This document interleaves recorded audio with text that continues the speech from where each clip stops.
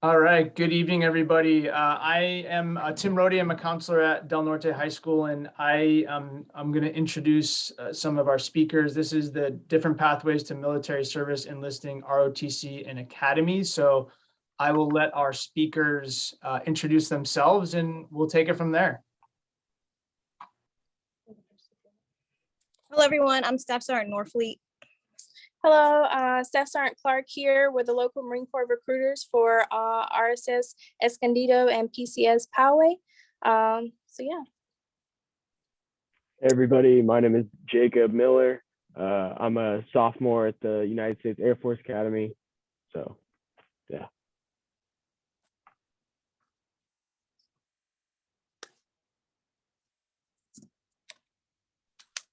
I just want to kick it. Who would like to start? Does anybody want to start with their what they're going to say? Yes, sir. Yes, sir.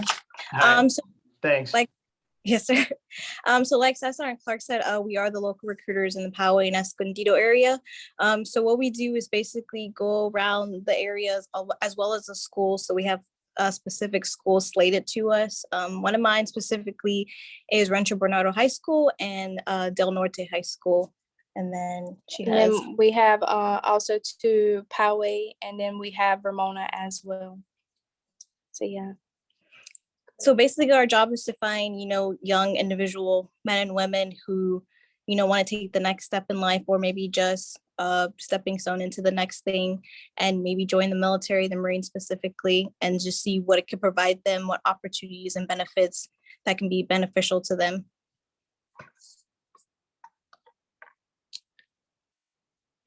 So you want to just kind of break it down the process of like... So the process of that would be specifically find out if you are qualified, at least basically qualified. So we would just talk to you, ask you a few questions, about yourself, find out what's important to you.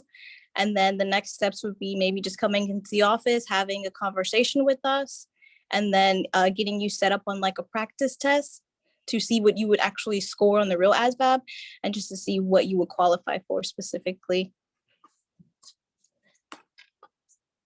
And then after you qualify and pass the next steps would be you enlisting into the Marines, going down to the Military Entrance Processing Center and getting processed, to be a United States Marine.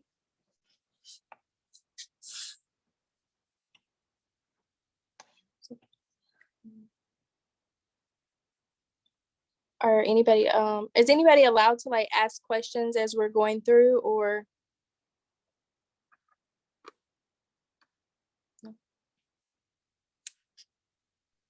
Yeah, the chat should be enabled, so. Okay.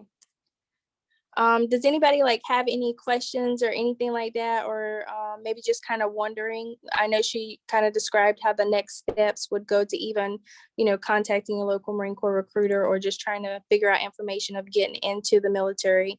Does anybody have like any certain questions that they're kind of wondering, like, hey, what would be the next step, or, how do I go about this?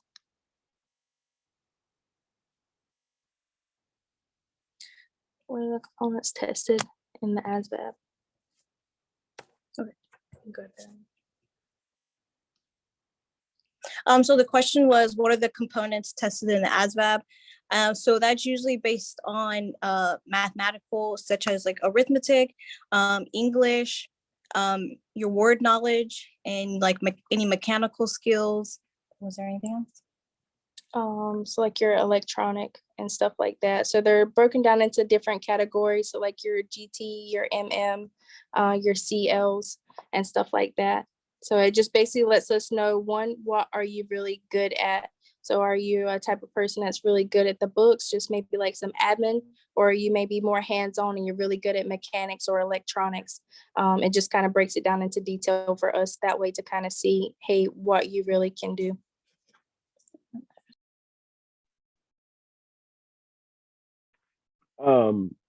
So like I said, I'm Jacob. So there's kind of like two sides to the military. There's the enlisted side and there's the officer side. And I just saw a question come in about,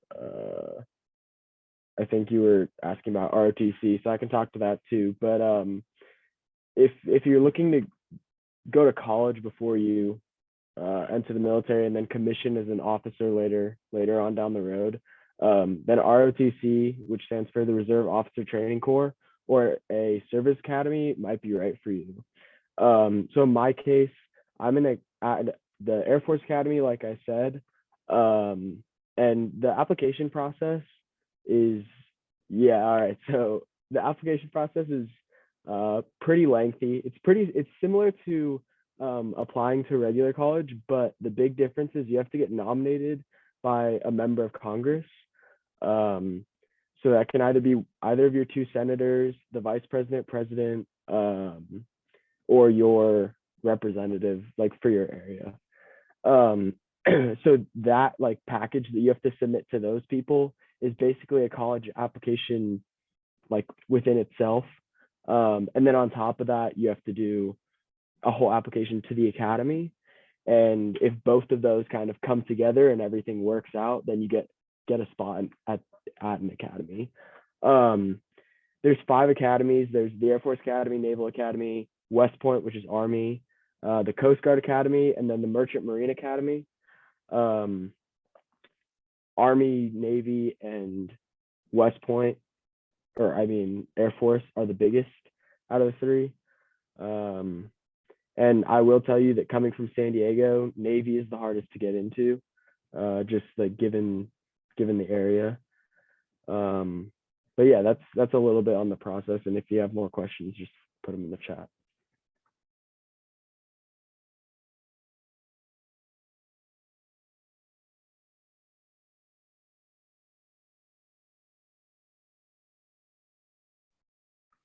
So for Sophia, to answer your question more specifically, I'm not entirely sure what RFOTC is, but I assume you're just talking about ROTC. If a school doesn't have ROTC like right at their specific school, most of the time schools will have like cross-town affiliates. So for example, if UCSD didn't have an ROTC detachment there, San Diego State might have one. And so the UCSD kids could go to the San Diego State detachment and still be involved.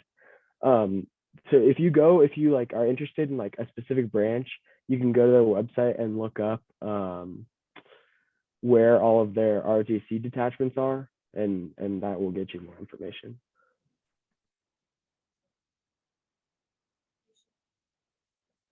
Just to go off what he's saying, for the ROTC, they actually do have a scholarship as well, where you can get up to $180,000 towards school. And then once you get into that school and obviously win the scholarship, then you, once you graduate, you can commission as an officer as well. So you'll have your degree and be an officer as well. So it's kind of goes hand in hand. Yeah, so it's a pretty sweet gig, as she was mentioning. And that's the same with the academies. Academies are actually like 100% free, which is pretty cool. And then you serve 5 years after you commission. So Jalen, how soon should you request a recommendation? Basically as soon as possible. So most of the application windows for like your senators and representatives, they're going to open up, or they're going to be due basically November of your senior year, or like the end of October your senior year. So just try to get that package in like as soon as possible, but making sure that it's a strong application. And then can you apply for multiple academies? So the answer is yes, though it's very difficult to get a spot at multiple academies because of the nomination thing. So okay, so it's a little complicated, but basically you have to have a nomination to each academy that you want to go to. And oftentimes senators or representatives won't give you more than one slot because they want to kind of spread it around to try to get as many kids from their district to an academy. In my case, I got pretty lucky. So I got nominated to all 3 academies. But then like the way the the way everything fell, I only ended up getting into West Point and Air Force. So the stars kind of have to align for the academies, quite frankly. So yeah, for acceptance rate for the academies, they're all right about 10%. But I wouldn't look at the acceptance rate because it's kind of thrown off due to the fact that you have to get a nomination. If you get a nomination and you submit an application, I think the acceptance rate goes up to nearly 40%. So yeah. And then summer seminars, I know this past year, at least the Air Force, is virtual. So yeah, I don't know about that. I would assume that'll come back though this coming year. And then how hard is it to obtain an ROTC scholarship? It's difficult for sure because you're competing for, I think as the sergeants mentioned, up to $180,000 worth of college tuition and a commission in whatever branch you have the scholarship for. So it is quite difficult, but I think if you can kind of find a balance between like athletics, military, or athletics, leadership, and academics, then you'll give yourself a shot for sure. And you have to do interviews for your ROTC scholarships too, and then I think those are pretty impactful. So make sure you practice that. Yeah, go ahead if you have something to say. Just go off what you're saying as well. If you are interested in applying for, the scholarship or something like that, it's best to get with your local recruiter that's in your school, and then they will help you through the process as well. Like he said, you'd have to go through a few interviews, and that will go through us as well. So if you're ever interested in that, just make sure you get with your school, find out who your Marine Corps rep is, and then just get with them and they can help you out with the process. For sure. It's always helpful to have somebody that like knows the process, so definitely go through who you know. Do I have a link that talks about the process for senator letter recommendations? So no, I don't on me, but I know if you just like look up Academy nomination process, it's gonna come up, and then put like California. It's gonna come up. The senator ones, especially in California, are pretty hard to get because they can only give out 10 nominations. And when California is millions of people, there's kind of a mismatch there. So your best shot is going to be your representatives. And if you go to your representatives website, you can pretty easily find their application process. And then a request for the nomination. Yeah, so same thing, Sophia. Just go to your representative or senator's website and find your way to Academy nominations, and they'll give you like what they're looking for. Where do service academies land as far as academic rigor? As tough as UCs or tougher? I'm a little biased because I go to an academy, but our academics are pretty tough, I would say. We produce just as many Rhodes Scholars as the Ivies every year, which says something.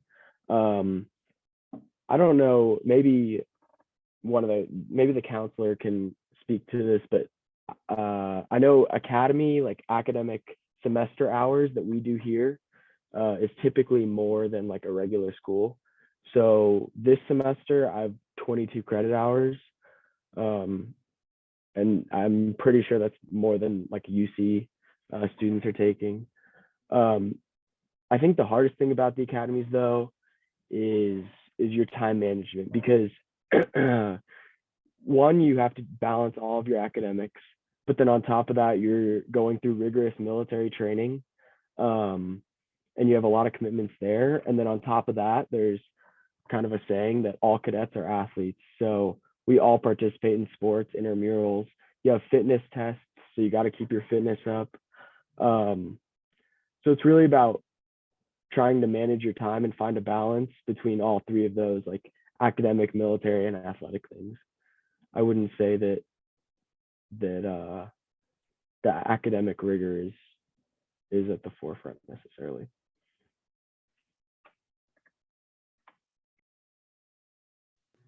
I think it's also hard to answer that because there are far more students who apply to UCs than there are for the academies. So it's not really an apples to apples comparison. So like we probably have a higher percentage of acceptance rates, but that doesn't necessarily mean it's easier or harder to get in. So that's a tough one to answer. 100%. Yeah. Yeah, the academies on average get about 10,000 applicants compared to, I mean, I've seen some of the ridiculous numbers for UCLA where they're getting over 100,000 applicants. Yeah, So. it's true.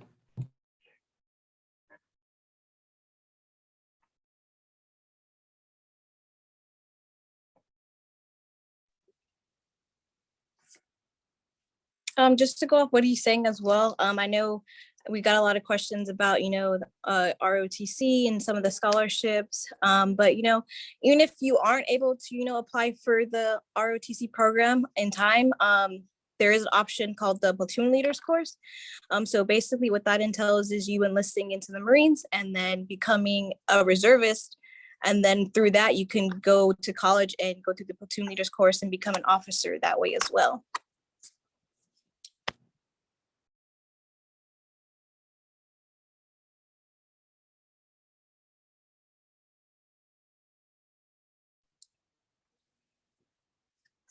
So I'd say the biggest part about being in the Marines for staff sergeants is just leading your Marines in the right direction. In the Marine Corps, I know before I joined, I really didn't have all the skills that I do now in like leadership.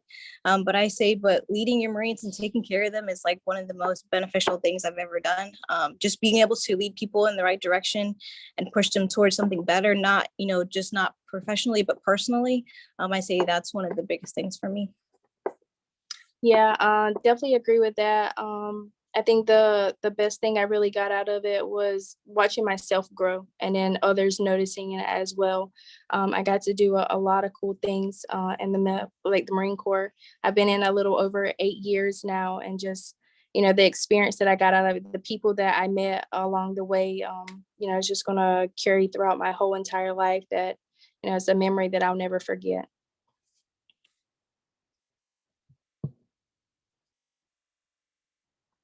Branches have something similar to the Platoon Leaders course.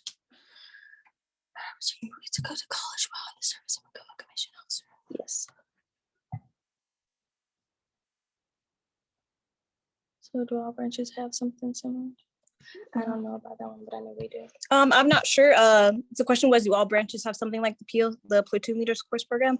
I'm not really sure. I can't specifically speak on all branches, but I know for us, we do offer that, for the people who aren't able to, like I said, get into the ROTC program. The PLC is another great way to become a commissioned officer as well.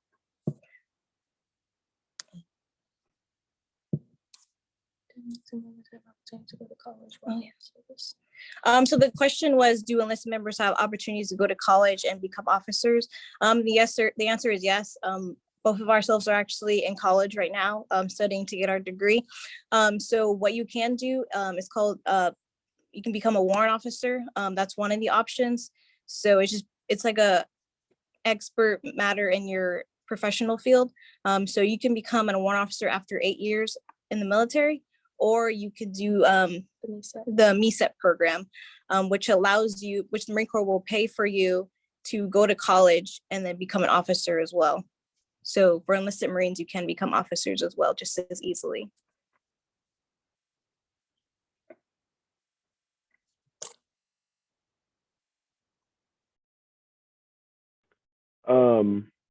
Kimberly, to your question, I know the Air Force, I would assume all the branches have something similar to the Platoon Leaders course. I know for the Air Force, if you enlist, there is a direct program to get you to the academy, because you can join the academy anywhere from age 17 to 23.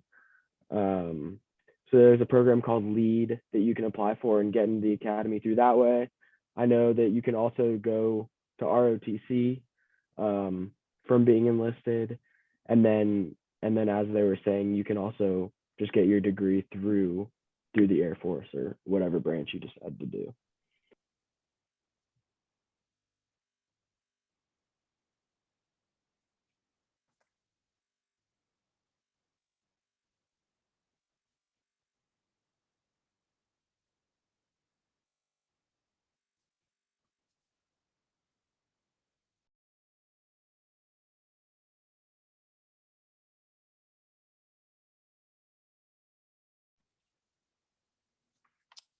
Does anybody else have any other questions or anything that they would like to know?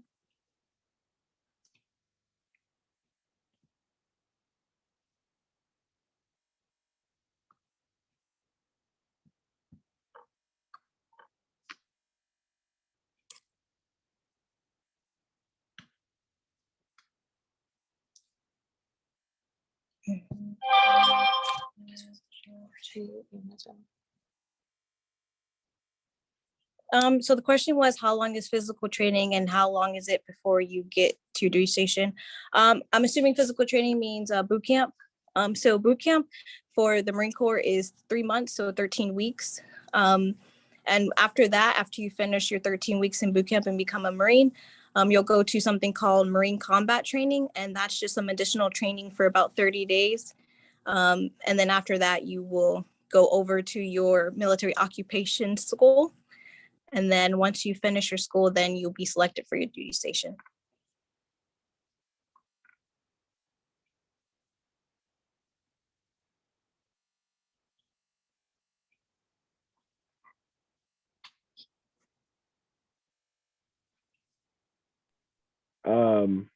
For us, it's a little different. So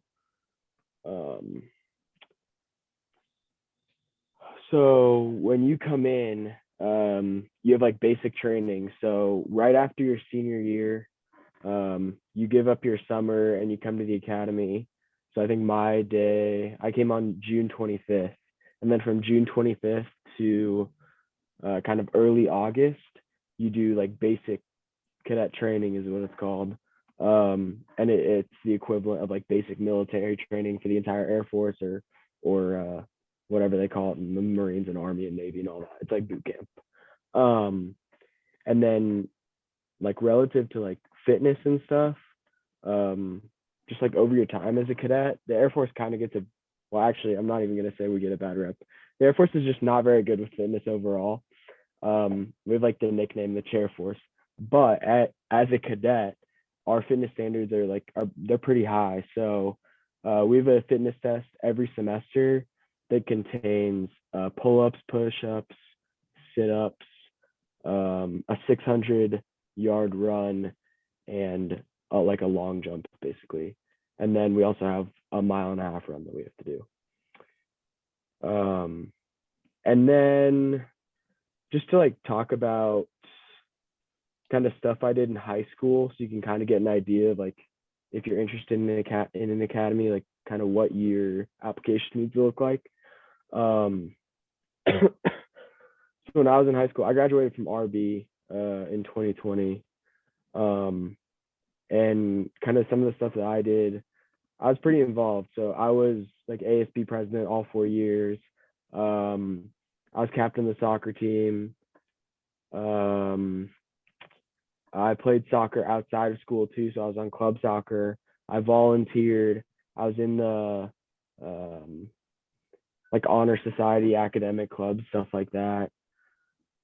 So I think just like the biggest thing is showing that you're well-rounded and like really putting yourself in like good leadership positions to show the academy people that you have the ability to become a strong leader and lead like the 18-year-olds and 19-year-olds that are enlisting.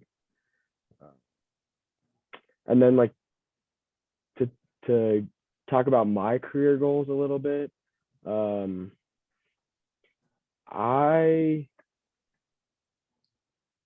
so you get to pick a major at the academy. after your first year, which is kind of cool because it gives you some time to like take some classes and really figure out what you want to do. So I'm an operations research and data science major, or double major, I guess. So operations research is like using math and like algorithms and computers to solve problems. And then data science is using computers to look at data and solve problems. So they kind of go hand in hand, which is nice. And then so like down the road, what I want to do in my career is I want to be like an analyst, at least in the Air Force. And then who knows from there, maybe go into the private sector. I'm not really sure. But yeah. If you have more questions, just throw them in the chat and we'll keep answering them.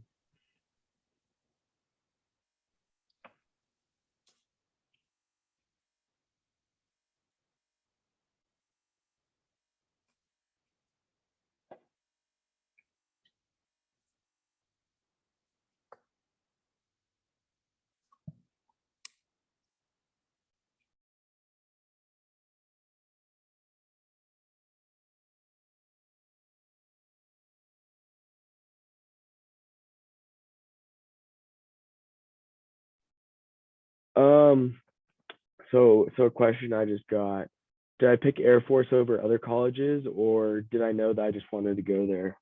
That's a good question because I wasn't necessarily set on joining the military. It's a pretty big decision to make, especially as a 17-year-old as I was graduating from high school. So the answer to that's no. I applied to a bunch of colleges. And then in the end, what it came down to for me was I wanted to be part of something that was bigger than myself, and kind of serve a bigger purpose.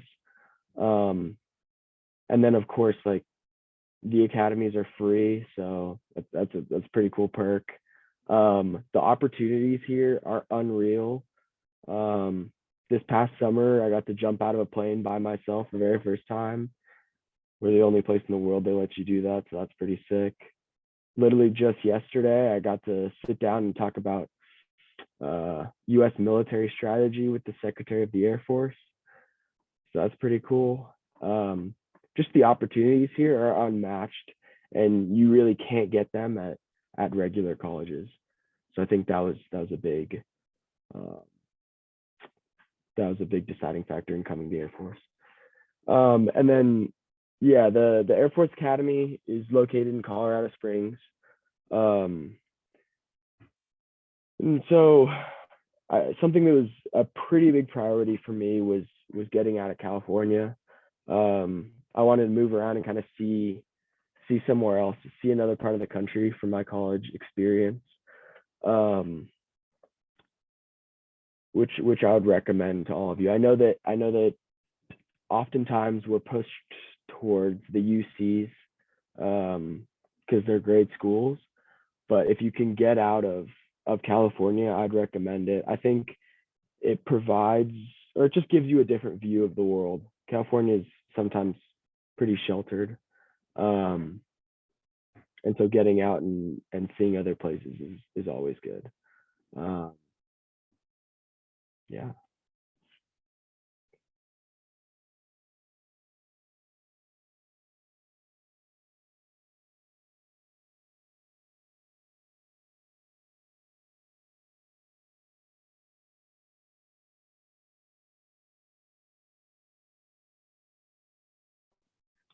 Another thing, talking about opportunities.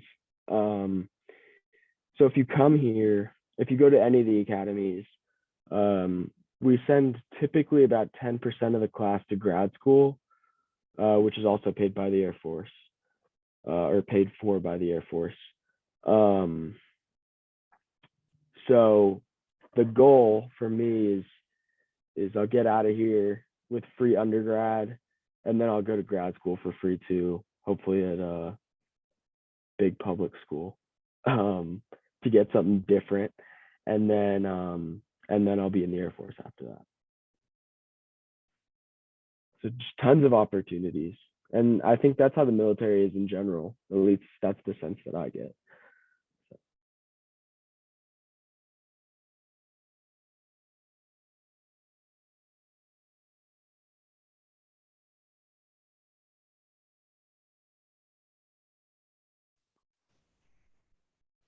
All right, any final words that either of you want to share?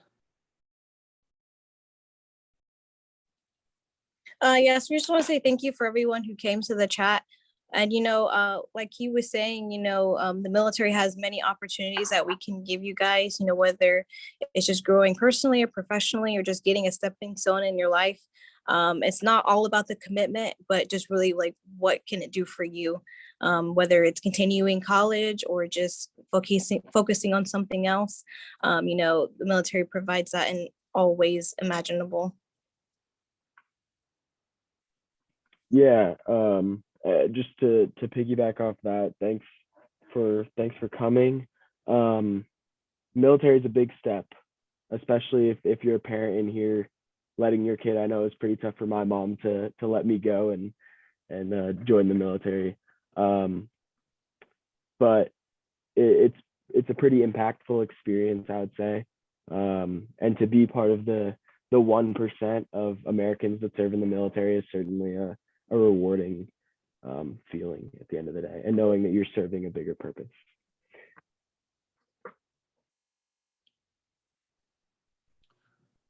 All right, great. Thank you everybody for coming, especially for the military participants. We, appreciate your time and definitely your service. So unless you have any other questions, you can feel free to go on to your next session, and have a good evening. Thank you. Thank you so much.